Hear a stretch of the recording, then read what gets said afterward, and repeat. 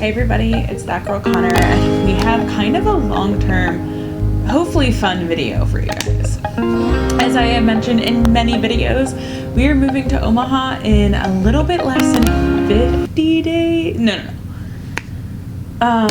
Yeah, I think we're still in the 50s. So like in 54-ish days, which is really not that much time. And because of the person I am, I love to be an overachiever. And I have a bunch of books that I don't want to take with me, but I also don't necessarily want to give away because I've always meant to read them, but books are really heavy and we have too many. So I want to read them before we move and talk to you guys about them. So it's a collection of random books that I have here. The first is The Wolf Den. This is a book I got randomly on sale at Barnes & Noble. It was like one of their buy one get one. It's a Greek mythology retelling, which I'm a sucker for those. And I think it's gonna be part of a series, and it's about women in ancient Pompeii. I've always meant to like pick it up and read it. I never have. I don't know why I didn't bring one of these on my vacation, because I didn't read either of the other books that I brought. I am such a contrarian. Like, truly, the second I started recording videos and content about books, I'm like, do I really like reading? I'd rather be doing embroidery all day. So, The Wolf Den. The Unbearable Weight is a book I had for one of my favorite classes I ever took in college, called The Philosophy of Pretty, or The Power of Pretty. If you were in that class with me, hey, I think that class was really life-changing. It was just an extra class I took in college, a collection of poetry and media and essays about the unbearable weight of feminism, Western culture, and the body. We obviously read parts of this for class, and we had to do different readings out of it, but we certainly never read the entire book. The next book is Happy Hour, which is a book I specifically asked for Christmas. It's actually the last of the books I got for Christmas that I haven't read, and I really just wanted to read it. It's like New York and living in New York, and I think being young and getting invited places. I think it's kind of supposed to be about at that point of life where things can be hard and confusing. You are trying to find direction for yourself, but maybe you don't necessarily know where that is or what that would look like. I love these kind of books. I read these kind of stories often. You know, I don't necessarily learn new things, amazing things every single time, but I do learn from them. And then I have Years of the Red Dust, Stories from Shanghai, which I definitely want to read.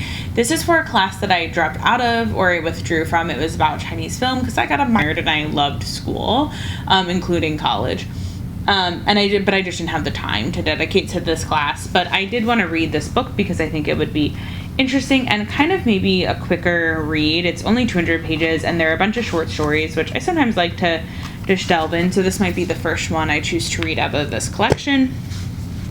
The last realistic one I have is Ann Patchett's State of Wonder, which has graced these videos many times. Ann Patchett is an author that I've read 2 books from and I've liked, and I think I've listened to an audiobook and I like that one too. This has been very popular. I want to read it, and like I said, this is my last realistic. I think realistically, given the amount that I read and how I have like days off where we don't have to do as much, and how quick of a reader I am and how short some of these stories are, like I think these 3 are going to be pretty quick reads. This one's not going to be as quick. Obviously, it's going to be a little denser as well. I think this, while the length is kind of intimidating, I feel like would be like a pretty quick read. So these 4 I feel are pretty doable. So I'll check in with you guys. I have some other books that I can't decide if I want to read or if I'm going to want to give them away, but I have a tendency to hold on to stuff, and again, we have to schlep a ton of stuff, and I just really feel like I need to do my due diligence to get rid of some stuff. There were books that didn't even make the cut. This is another book. Once I read it, I'm going to give it back away. It's this weird book I got from the thrift store last week. It's like a in-between story from the Sophie Sackhoff series. I'm obsessed. That has a bunch of vampire writers in it, and they're like short stories, but one of them includes an invitation to Dracula's birthday party. So I'm pretty excited to read this, but of course I'm not taking this with me. To see if she wants them back. The next is The Siren Edition, which is a Vonnegut book, so I definitely do want to read this. I bought this years ago, and I just don't think I ever read it. It's been sitting by my nightstand, and I just haven't ever read it. I don't even know anything it's about, but we all know I'm a Vonnegut girly. And The Witches of Eastwick by John Updike. This is a book I have some beef with. It's incredibly confusing, but the movie is also confusing. So Aaron and I love to watch like crappy old movies. Moonstruck is one of our favorite old movies, and of course we wanted to watch The Witches of Eastwick because it's such a cultural touchstone. I think even if you don't necessarily know about it, it's a Cher movie, but it also has Michelle Pfeiffer and Susan Sarandon in it, 3 fabulous cunts. And there's this thing I feel about new movies where they have too much exposition, like, and I think Suicide Squad is like a great example of that, have to tell me. However, there are a fair amount of older movies that I remember watching, Mystic Pizza, Mermaids, The Witches of Eastwick, where there is so little exposition and so little, Moonstruck honestly too, so little context given that for half the movie you're like, what is happening? Why I have a bone to pick with this is because I got the book on Libby, I thought, but apparently there's a sequel called The Widows of Eastwick, and I was reading that for a while before I realized, I was like, I don't remember any of this shit from the movie. So I have this book, and I definitely want to read it because I bought it to read it. Maybe I'll read it and we can rewatch the movie. So that's another book to the pile here. 1, 2, 3, 4, 5, 6, 7, 8 books I have to read in 50 days, plus my other books that I have, and in 50 days, plus my other books that I have, and I doubt I'll read all of them, and I'm not going to make it too miserable. And my giant nose-it that will not go away because I'm having a very rough period right now, which is probably like a little bit of a TMI situation, but the one good news is hopefully having my period now means I won't have it for my wedding, which is just books that I'm trying to read before I move. So I have a couple things. I need to edit the list because I need to add some books to it that I forgot that I had. 2, A Timely Vision, which is a cozy mystery that I bought that I just have yet to read. It's the first in a series, so I should probably be able to knock this out pretty quickly. I bought this from Thrift Books. And then the new release from Janice Hallett, who wrote The Appeal, which I think I've talked about many times as one of my favorite books. This is called The Typhord Code. I have started it. I'm about 30 pages into it. It's not that I don't like it, it's just that more of it makes me uncomfortable because they're phone interviews and I know somebody's uncovering something and I just was like, oh, I don't want to read this right now. But I'm excited to it. So these are getting added to the pile. An update on it. I have started The Wolf Den. I think originally I said I was going to read it in reverse order, but that wasn't working for me, and setting too many rules on that was driving me a little nuts. So I am about, I think like 100-ish. I'm 171 pages into this very thick tome pages, and it's fine. I'm enjoying it enough. I would say I have no idea why it's this long. I'm like reading the story, and I have read many books and talked about enjoying many books that are just kind of like, this is my life and this is me going through my life and that's the story that I'm telling. And I'm okay with stories like that. I enjoy stories like that. I don't like stories like that when they're 500 pages long. Okay, if you're gonna tell a meandering story of like a woman's life, then it should be 200 to 300 pages max, because this is very long. Now, of course, more things are going to happen, but it centers around the Wolf Den, which is in Pompeii, kind of a term for like a brothel kind of thing. It's very upsetting. Full trigger warnings. It's about women who are sex slaves to a man that have to buy their freedom. We follow Amara, which is her name in Pompeii, but she's from Greece. And she essentially was a very wealthy woman whose father was a doctor. And then when he passed, she was sold to one of his patients and one of their family friends. And then he used as like a concubine, kind of. That's the term they use in this. And then his wife got really jealous, and she was sold, and purposely sold as like a sex slave, as like specifically a prostitute, versus like a well-trained, like a concubine, or like an actress, or like somebody who can entertain. It's pretty brutal. And it's upsetting, but she's our main character, and we are following her in the wolf den. But she is smart. She wasn't, she is trying to figure out how to make her situation somewhat better, and it's hurting her and helping her somewhat. Right now, her and the other girl that was also not born into being a slave in the story, but was her village was raided by pirates and then sold. She and her are both very trained because they were women of society in this story, and they were bought for like a party, and they like played Lear and they made all this money, and so they're trying to figure out a way to like convince their master that that's what they should be doing rather than being just prostitutes. Now, I think that there is, again, it's upsetting, and it's meant to be upsetting. It's just so long. There's so much downtime, and again, that just happened, and I'm like, that happened maybe 30 pages ago. So the first 130 pages are just, I don't want to say just spinning the wheels, because you're really getting the context of where these people are living. But because I know it's so long, I know something has to happen in the book other than just her living her life, unless it's going to be her entire life in the brothel.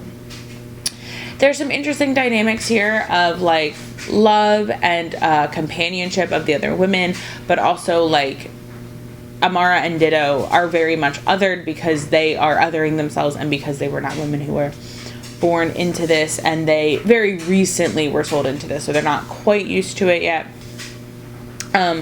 We get some information about one of the old she-wolves. That's like what they're calling prostitutes in this. This is part of a 3-part series. As of right now, I don't know if I would read all 3 parts, but I don't know what's going to happen. So we'll see. I kind of might take a break from it just because it feels like such a behemoth to read. It's definitely by far my longest book that I want to read before I leave. So I'm enjoying it. I'm not necessarily going to DNF it, but here we are about a third of the way through, and I'm like, okay, it's long. Got it. I have not started Anne Patchett's State of Wonder yet, so not much to report there. Haven't started any of these other ones. I did find The Witches of Eastwick as an audiobook, which I don't remember if I had when I initially filmed it. So this is what I'm probably going to try to read last, because there is an audiobook available for free.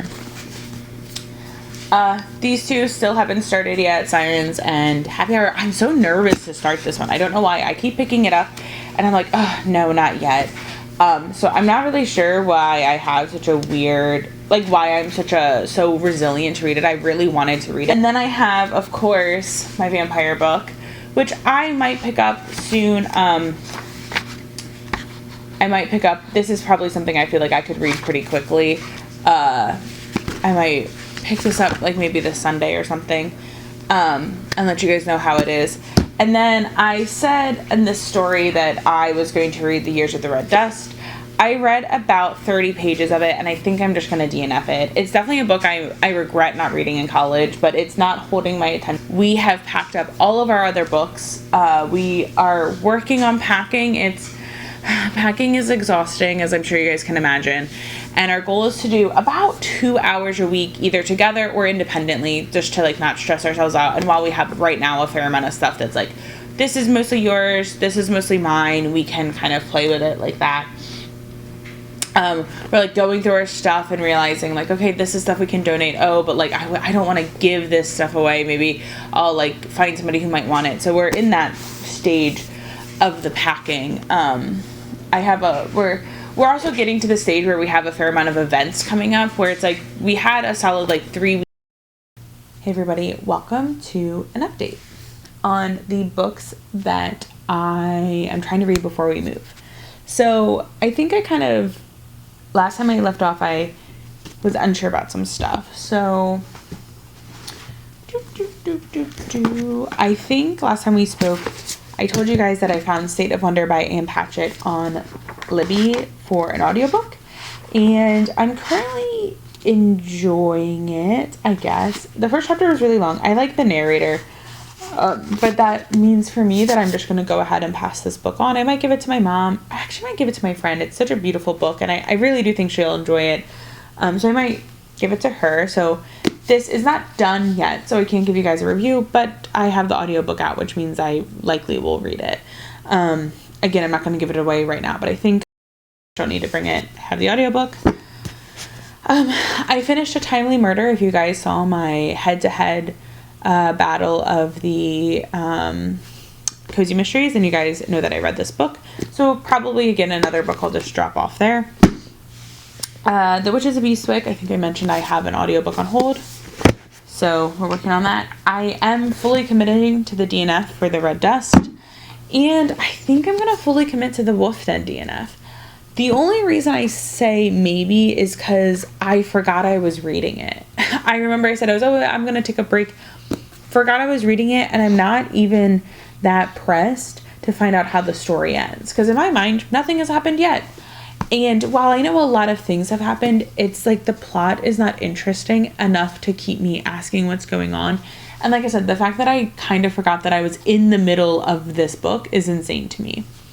But that means our stack is looking a lot less. I'm also going to take The Witches of Eastwick out of this stack because this book I have the audiobook on hold. So that means the stack is looking pretty small.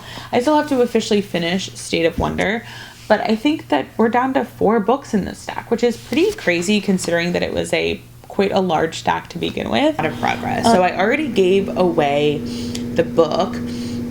But I think I had that, but I showed you guys that book I had that was, had the Sookie Stackhouse art on the front of it. I finished reading what I wanted to read from that book.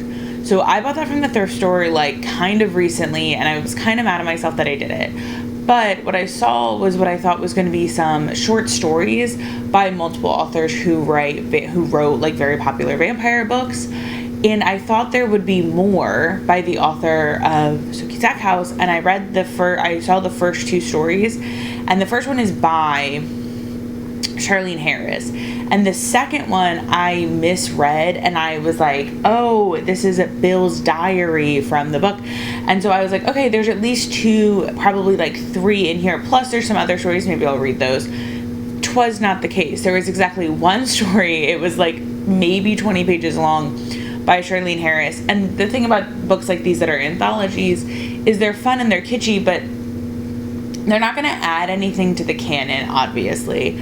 But also, I feel like if you don't already know the characters, they're not that fun or that interesting. So I just read the first story and then decided I was done with the book. I guess, and I'm kind of mad at myself because had I been thinking, if I had looked harder at the thrift store, I probably wouldn't have picked that book up. And I've now given it away to somebody who seemed very excited about it, so it's fine. The story that I read was about Sookie getting invited to Fantasia to go to Dracula's birthday party. Apparently, vampires celebrate 2 holidays very seriously, Halloween and Dracula Day. So it was kind of fun. It was kind of fun to be involved in those characters. Again, nothing's getting added to the canon and nothing is changing. So in the story, she is not with Eric, she is not with Bill, she is not with Quinn. And I think I wanted a little bit more of that, or it could have been a fun adventure from when her and Bill were dating, or when her and Eric were kind of dating. I think either of those things would have been fun for me. But I guess I kind of get that you want anybody to be able to pick up that book and relate and know what's happening in this story. I would say I wouldn't recommend picking up the anthology. I mean, I think I paid $3 for it, maybe $2, and that honestly felt like more than what it was worth for what I wanted to do with it. Do I look weird? So State of Wonder by A.M. Patchett, like I mentioned, it's quite a long audiobook, and I would say for about a third of it or 2/3 of it, I was listening to it on 1.75 speed, and it wasn't too fast once I was listening to it, but to get back into it was a lot, and it took a lot of mental power to concentrate on it. For me, 1.5 to 1.6 is the best speed to be listening to stuff on. But once I got the right speed, it's a very interesting book. I think I mentioned A.M. Patchett writes a lot of books. Of all my A.M. Patchetts that I've read 3.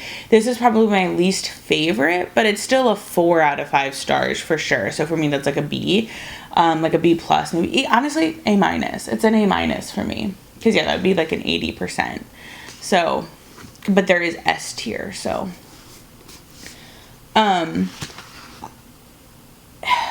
so I've read The Dutch House, Commonwealth, and now this one. I think out of those, my favorite one is probably The Dutch House, but I think that has more to do with it being set in like Jenkintown and Elkins Park and Roseland, which is... Anyways, this book is about a woman who works for a drug company, and one of her co-workers, the co-worker she's the closest to, mysteriously dies while he was on a mission for the company to go talk to this doctor that they haven't been able to hear from or really contact, who's supposed to be working on a fertility drug in the Amazon. And the book is not separated into this, but there's 3 distinct parts. There's like Marina getting comfortable to go. There's Marina in Laos when she is like in there, but not quite at the Amazon. And then there's Marina in the Amazon.